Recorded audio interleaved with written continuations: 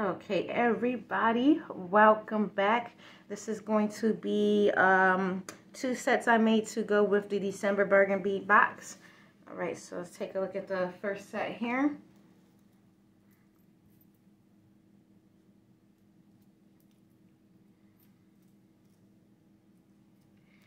All right, first set is going to be with the donut pendant.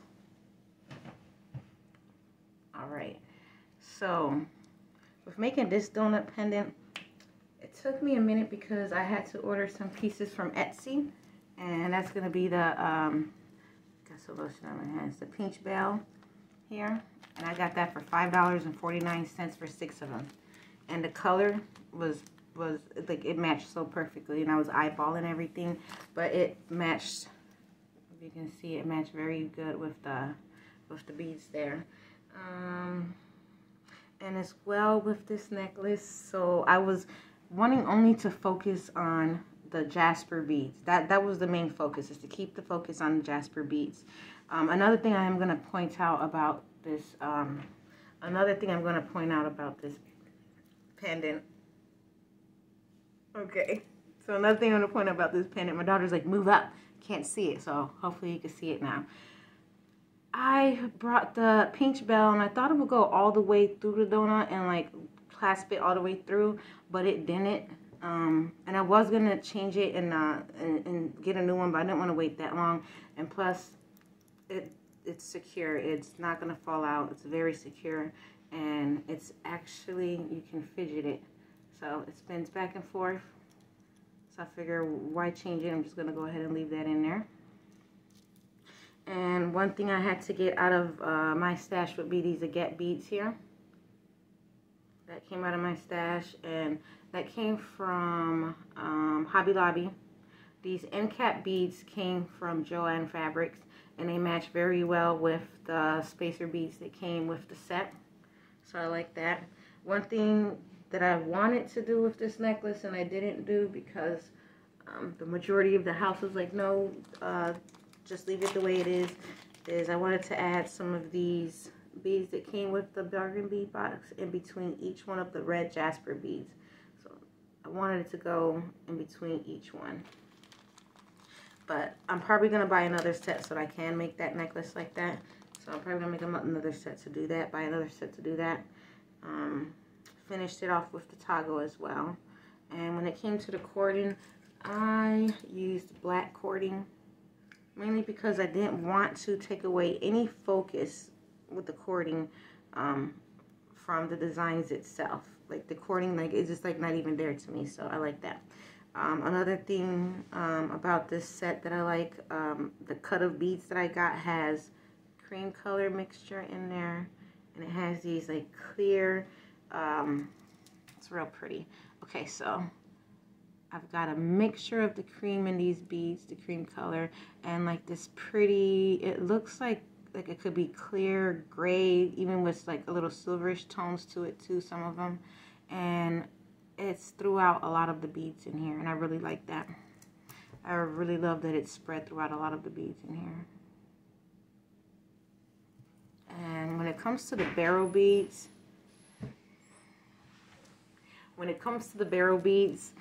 they don't have that cream color in it, but it most definitely has that silverish, grayish tones in there.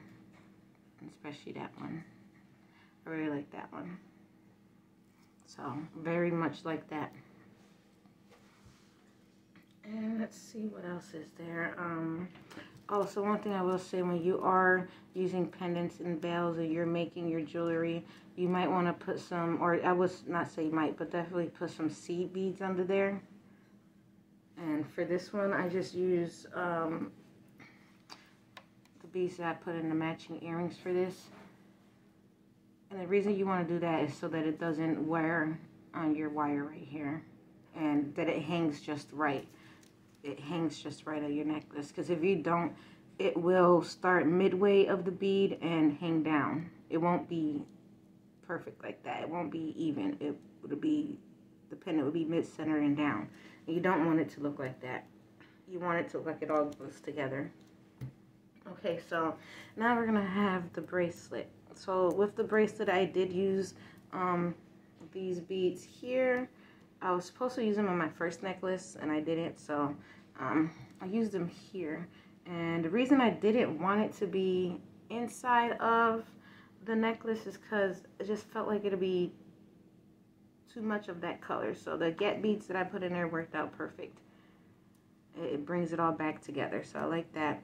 I used one of the coin pendants that came with the set as well, and I went to Joan Fabrics and I got these toggles to end it with, because everything that came with the set I wanted to be toggles, not like no lobster clasp or anything. I didn't want those.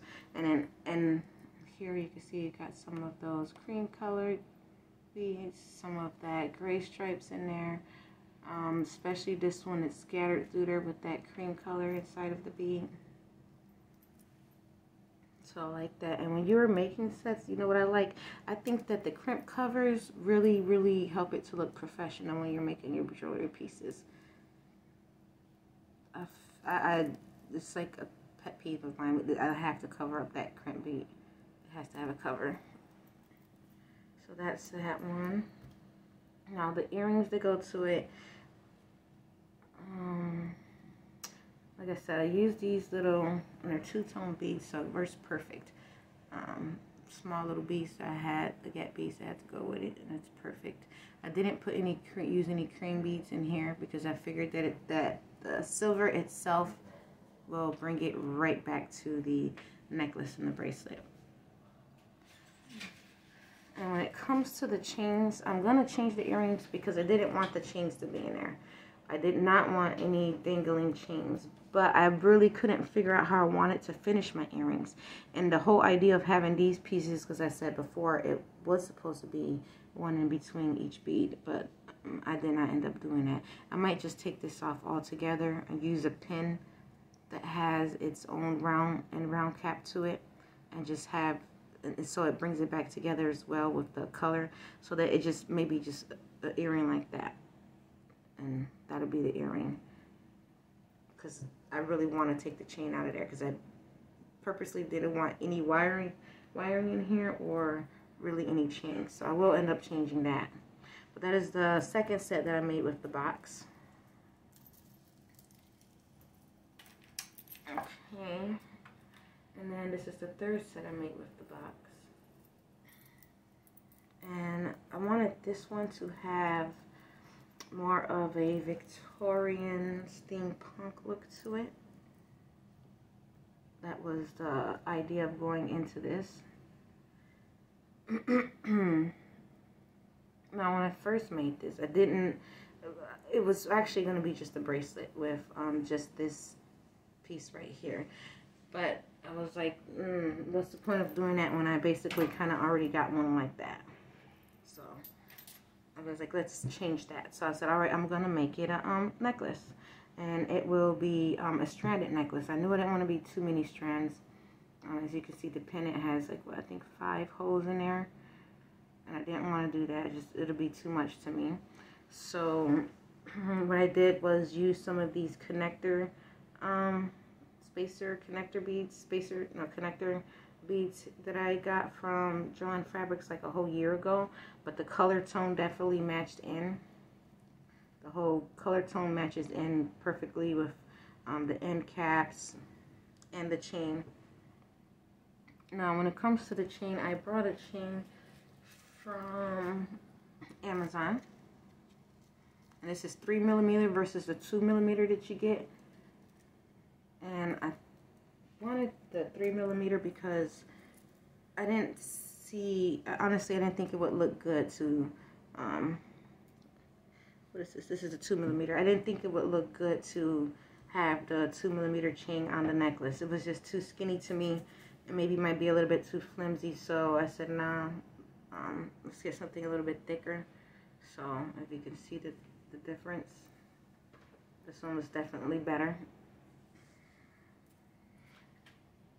And then when it came to closing off the necklace, I didn't want to use any jump rings on here, on this part. I wanted it to flow very nice and smoothly. Now when it came to closing it with the toggles, I did use jump rings to keep it together. I just wanted the necklace to have more of a smooth feel, and I wanted to have more of a Victorian steampunk look to it, and I think it does, and I like that. And when it comes to the pendant, I knew I wanted to be on here. I didn't know how I was going to put it on the necklace because I didn't want to take this off to connect it. I didn't want that piece to be gone. I feel like it would have just, to me, I didn't want it to be gone. I needed it to stay there. So I had to figure out what type of bell would I use, how would I get it to connect to this, because I knew I wanted it on there. So we just used some jump rings on each side of here, took some of the 2mm Rolo chain,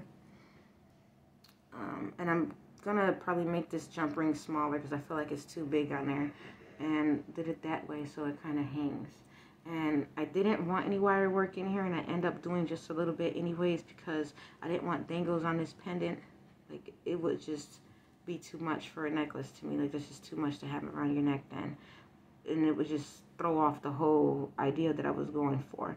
So I definitely went ahead and wire worked just a little bit and used that two-tone Agate beads that I had that matches perfectly with the rest of the necklace. Okay, so that's the necklace there. And lastly would be the bracelet that I really, really love. Love the way it came out, and the idea that I had for it came out perfectly. Okay,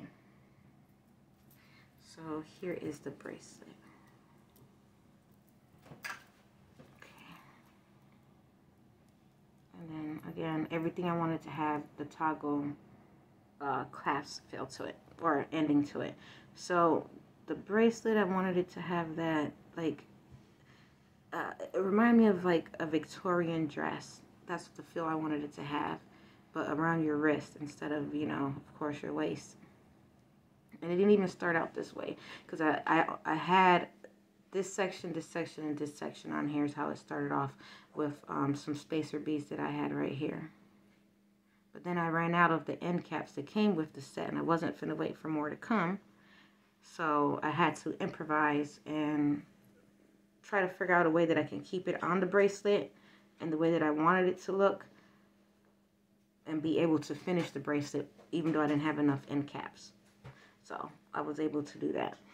Now, when it comes to putting on these little beads, I had to do that because I didn't want, when you wear the chain that, or the bracelet, that the chain itself would get locked up around here because it had nothing to help weigh it down. So that was the whole point of those beads, and the color still looked good in there.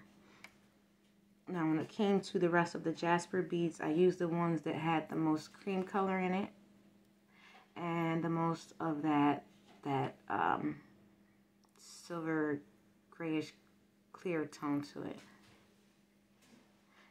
That one didn't have any, but I used the ones that had the most so that it incorporated back into the necklace. And let's see what else. Oh, so finishing off the bracelet, I use these little small beads because I was thinking of like when someone is wearing a corset and instead of it being around your waist, it'd be around your arm, your wrist. So that was the whole idea of having that. And these little dangle parts as well. So this would be the dress, the fabric that hangs from the dress, and the corset at the end. And I'm definitely going to need some help to put this on because it never works because my nails. Kelly should come help put this on, please.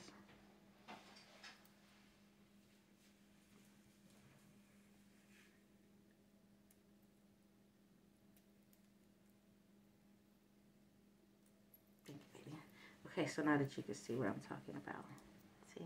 There's a Victorian steampunk look to it. And then it dangles on your wrist like that. And it literally reminds me of if my wrist, my whole wrist was wearing a dress.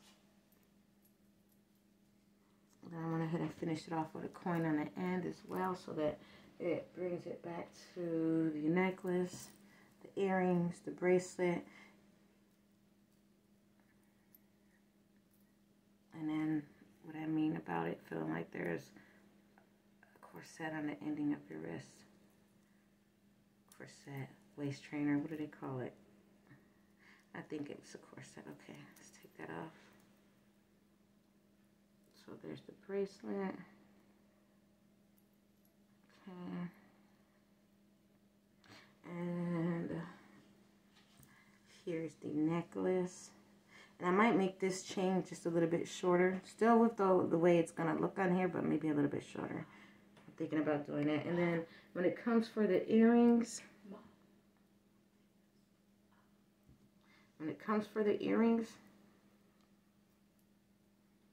I wanted to bring it back into the necklace as well as the bracelet as well.